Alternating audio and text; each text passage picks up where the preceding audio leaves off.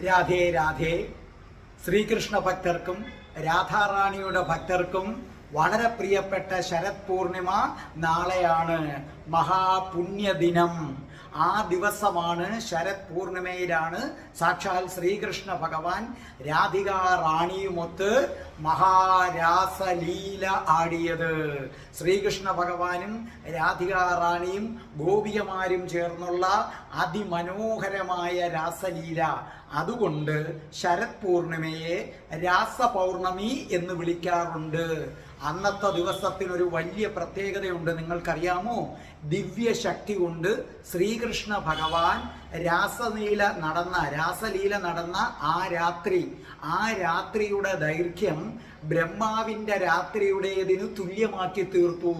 അപ്പൊ എത്ര നേരം ആ രാസലീല നീണ്ടു നിന്നു എന്ന് നിങ്ങൾക്ക് ഊഹിക്കാം. ഈ ശരത് പൂർണിമ നിങ്ങൾ വ്രതമായിട്ട് നിങ്ങൾക്ക് വേണമെങ്കിൽ എടുക്കാം. അതായത് ഏതാണ് വെജിറ്റേറിയനെ മാത്രം കഴിച്ചുകൊണ്ട് നിങ്ങൾക്ക് എടുക്കാം. അതുകൂടാതെ ശിവരാത്രി പോലെ നിങ്ങൾക്ക് ഉറക്കമൊഴിഞ്ഞുകൊണ്ട് ഇതെടുക്കാം.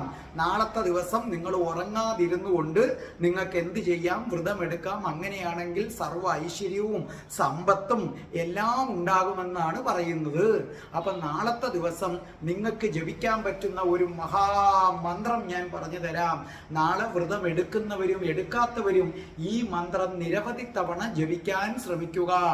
ഓം വൃന്ദാവനേശ്വരി രാസേശ്വരി രാധികായൈ സ്വാഹ. ഓം വൃന്ദാവനേശ്വരി രാസേശ്വരി രാധികായൈ സ്വാഹ. ഓം വൃന്ദാവനേശ്വരി രാസേശ്വരി രാധികായൈ സ്വാഹ.